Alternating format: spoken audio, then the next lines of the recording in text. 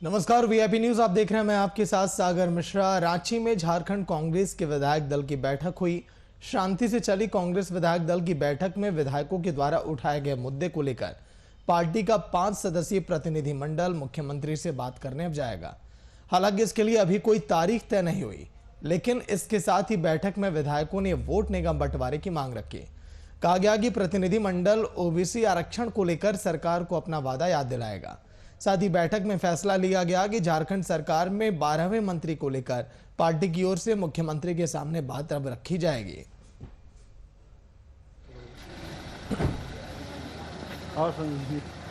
हम लोग हमारी सरकार, माननीय मुख्यमंत्री और कांग्रेस के सभी बड़े नेता विधायक मिलकर कहे थे, आज भी बोल रहे थे कि हमें रोजगार, यहाँ के लोगों को रोजगार चाहिए। अरे हम भी बोले थे कि रोजगार हमको देना होगा। इस दिशा में जैसे हमारा पंचायत सचिव करीब 3000 लोग लड़का जो रोज इधर उधर घूम रहे हैं और वो आस लगाए हुए हमें उसे नौकरी मिल जाए, लेकिन पिछले सरकार की कुछ गलती और जो हाई कोर्ट का जो निर्देश आया उसके चलते उसका भरपाई नहीं कर पा रहे। लेकिन उसको देखते हुए हम कितना रह सके। लेकिन हम आपको विश्वास दिलाना चाहते हैं, जितनी भी वैकेंसी है 3,25,000 जो पद अभी खाली पड़ा है उसको इस साल भरने की हमारी सरकार काम करेगी।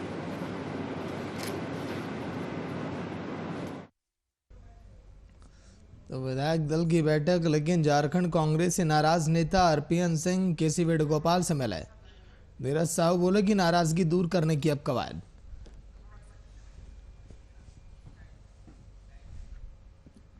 तो चलिए, संवाददाता अभिनव कुमार लाइव में जुड़ गए। अभिनव, पहले मुलाकात, फिर उसके बाद बैठक का दौर, विधायक दल की बैठक की जाती है।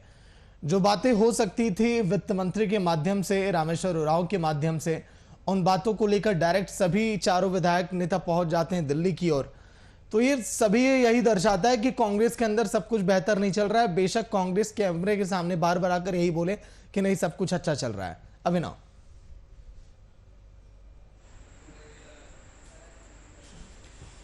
बिल्कुल सही कह रहे हैं आप देखिए ना, नेशनल स्तर से लेके प्रदेश स्तर तक जो स्थिति है कांग्रेस में बिल्कुल ठीक नहीं है, हालात ठीक नहीं है। आप नेशनल स्तर का ही जिक्र कर ले, राजस्थान में क्या स्थिति बनी हुई है सागर, ये किसी से छिपा नहीं है।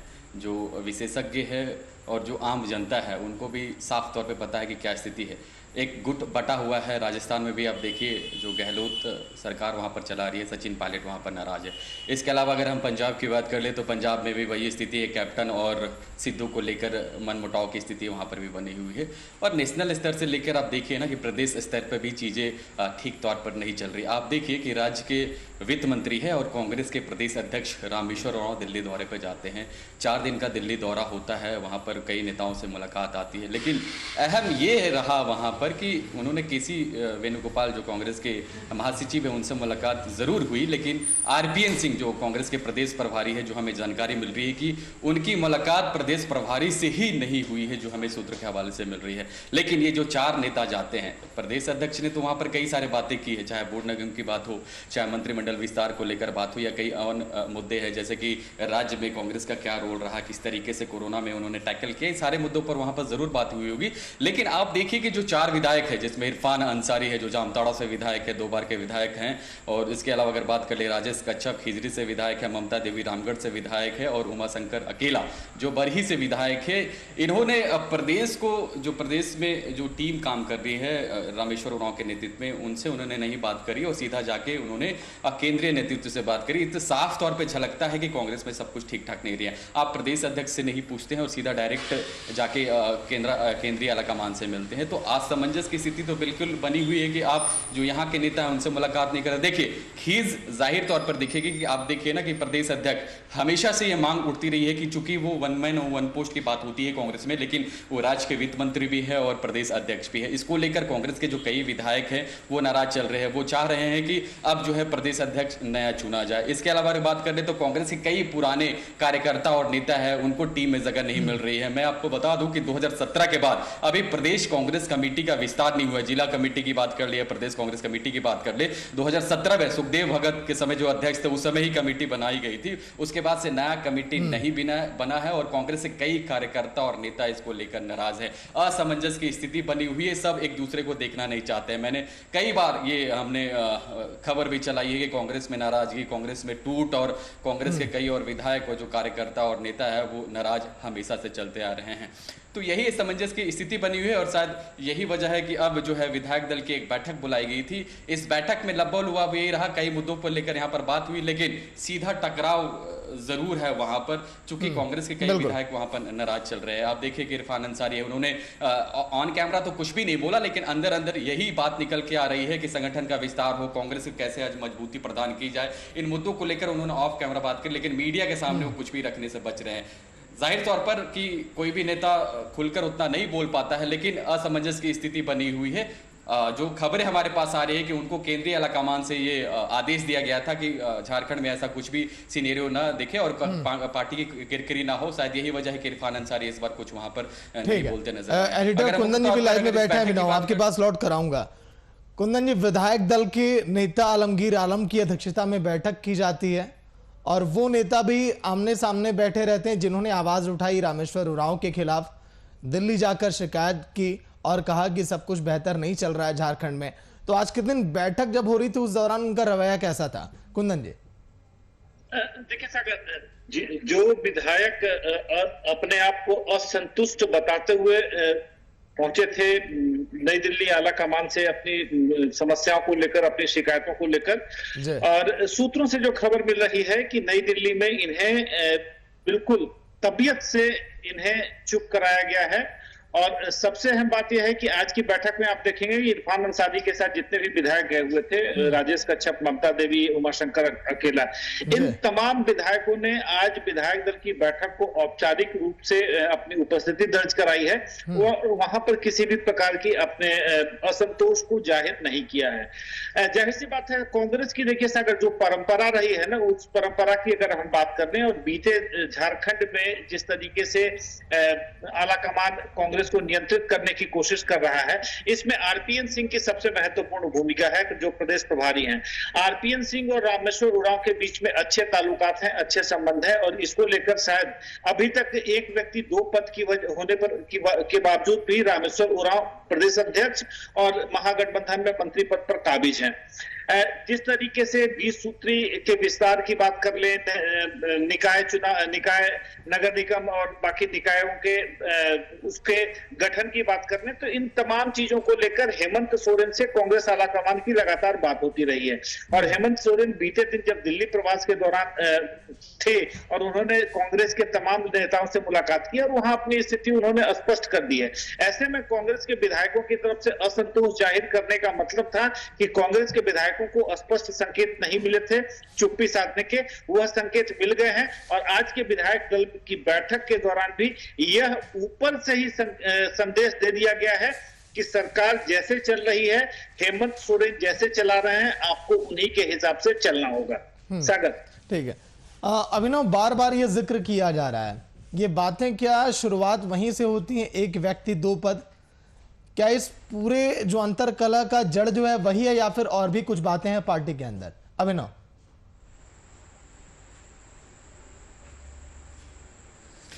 देखिए, अगर वन मैन वन पोस्ट की बात कर ले सागर, तो हमेशा से ये चर्चा का विषय रहता है और कई जो विधायक है इस मुद्दे को लेकर हमेशा प्रकट रहते हैं। एग्जाम्पल के तौर पर आप इरफान अंसारी को ले लीजिए, इससे पहले कई बार वो गाहे बगाए बातें बोलते हैं वन मैन वन पोस्ट को लेकर और शायद नाराजगी भी जाहिर करते हैं। चूँकि आप देखिए प्रदेश में क्या स्थिति बनी हुई है, उनका कहना है कि किसी युवा को वहाँ पर मौका देना चाहिए।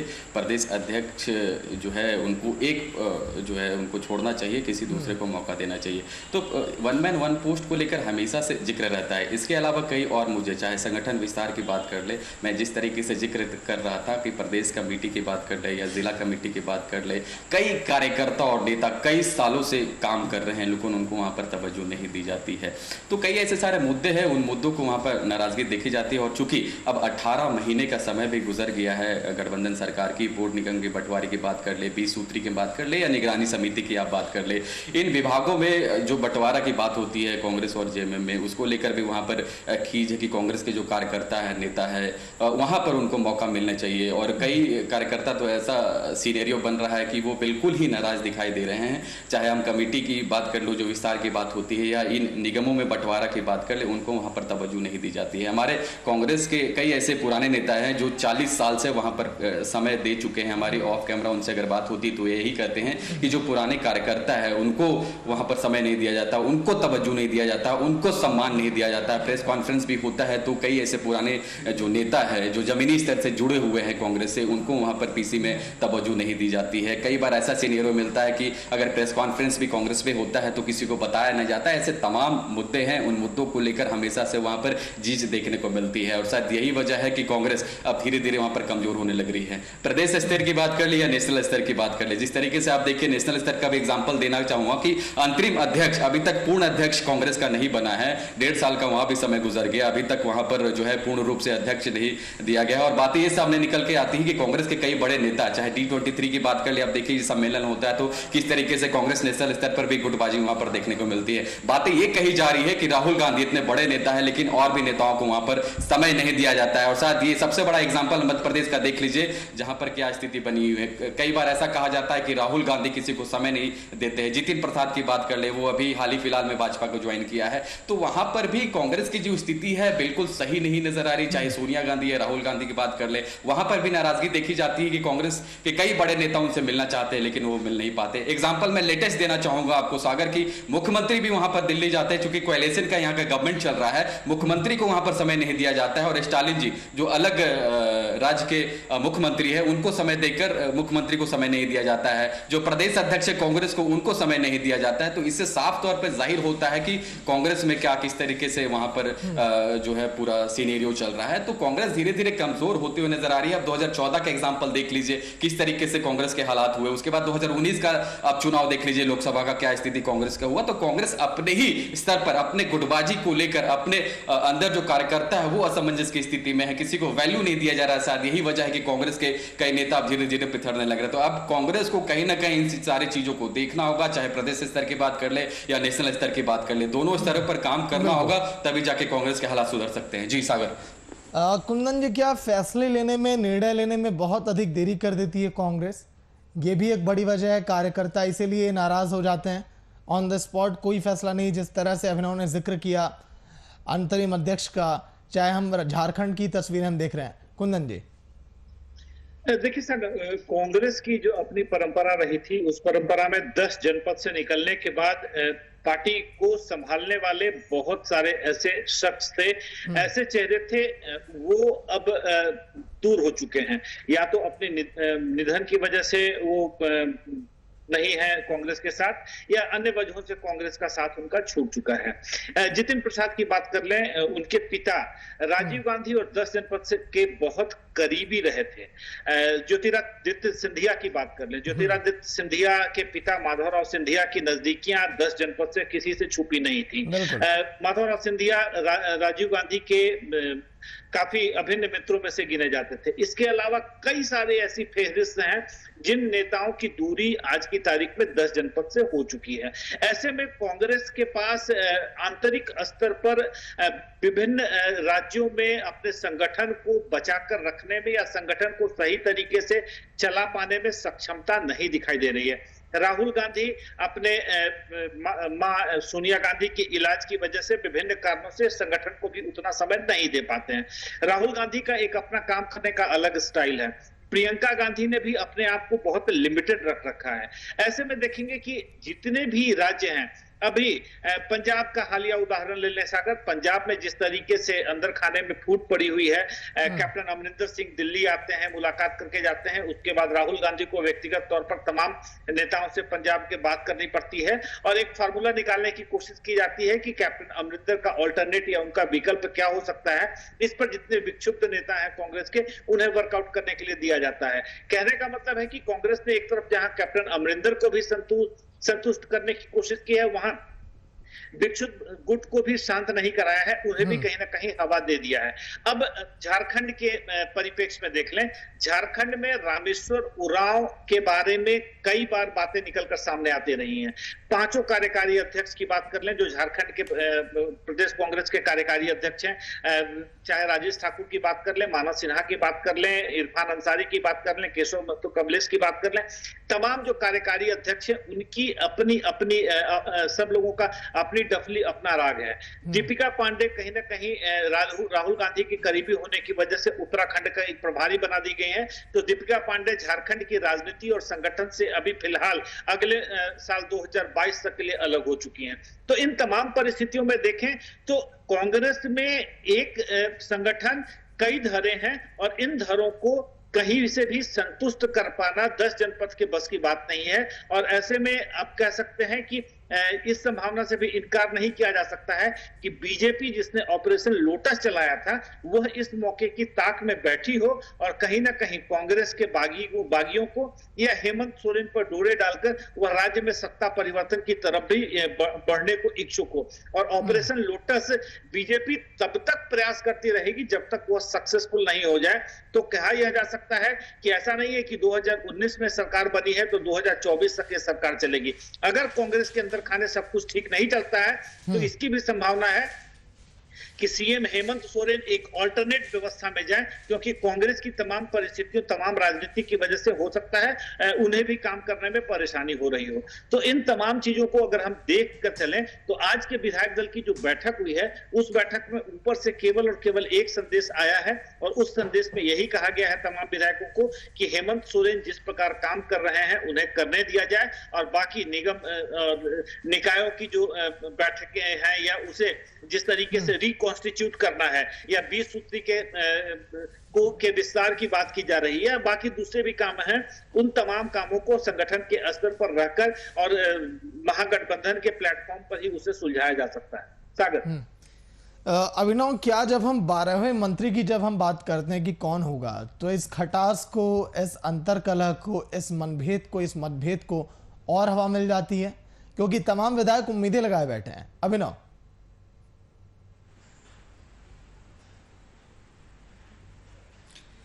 बिल्कुल जाहिर सी बात है कि 11 मंत्री अभी है सरकार में। अगर हम बात कर ले तो कांग्रेस कोटे से 4 मंत्री है और जेएमएम की बात कर ले तो 6 मंत्री है मुख्यमंत्री को मिलाकर और 1 आरजेडी कोटे से मंत्री है।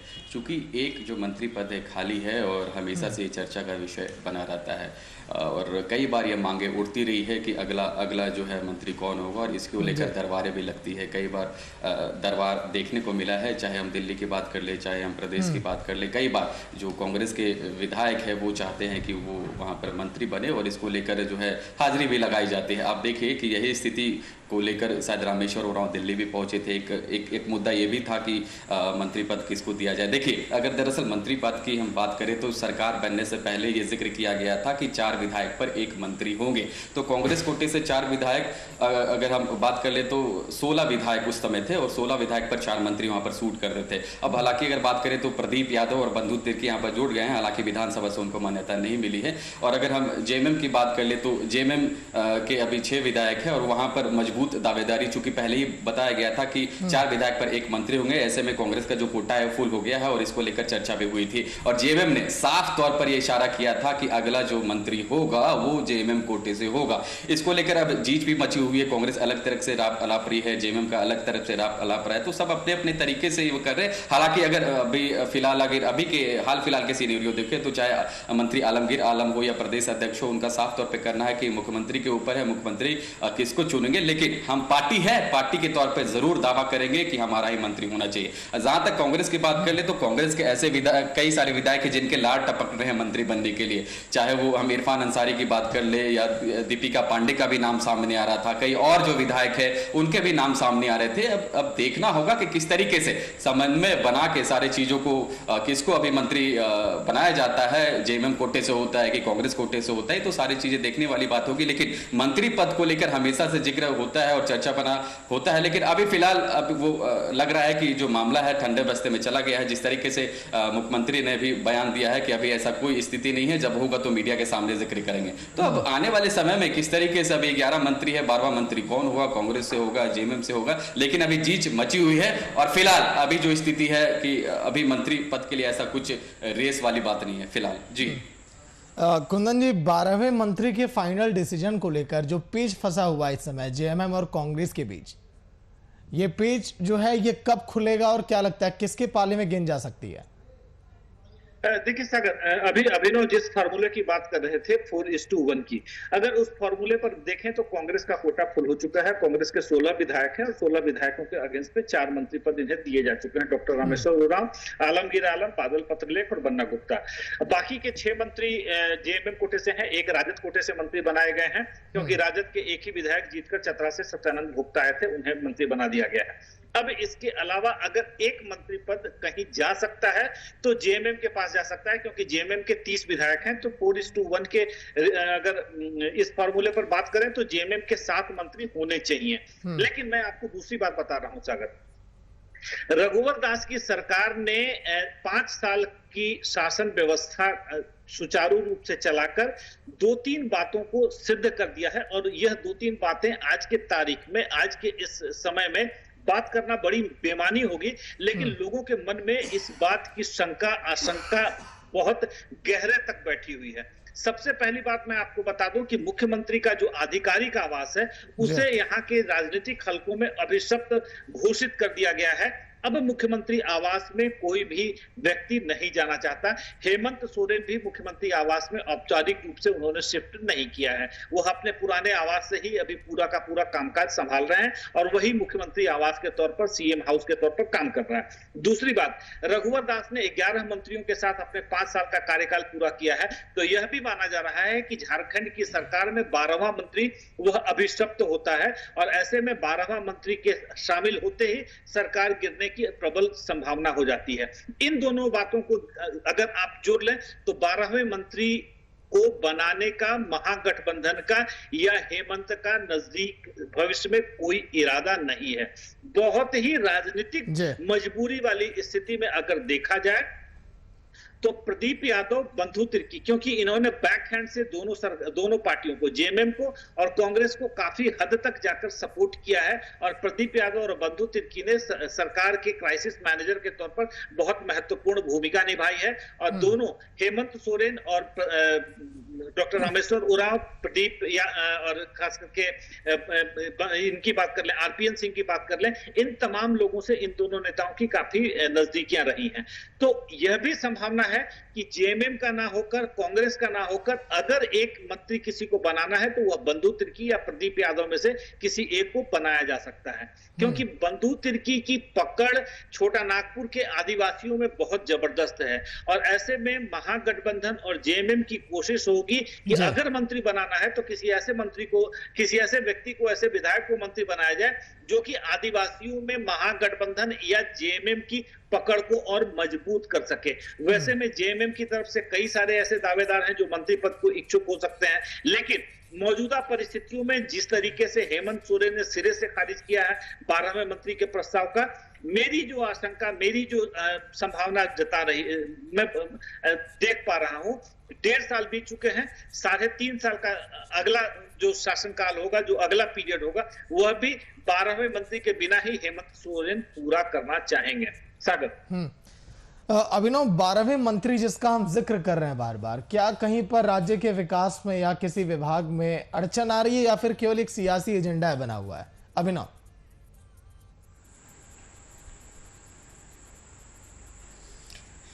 देखिए, अगर कोई भी अगर पूरा मंत्रिमंडल होता है, और जहाँ तक अगर हम झारखंड की बात करें, जो नियम है, अगर विधानसभा सीटों के हिसाब से भी बात करें तो 12 पर यहाँ पर मंत्री पद है। चूँकि 11 मंत्री हो चुके हैं और एक मंत्री को लेकर जीत हमेशा से रहती है। देखिए, अगर कोई भी मंत्रिमंडल होता है तो पूरा अगर मंत्रिमंडल होता है तो विस्तृत रूप से काम भी होता है। कई ऐसे सारे विभाग है, अलग अलग बंटवारे होते हैं मंत्रियों के, जो पद होते हैं उसके हिसाब से उनका काम भी होता है।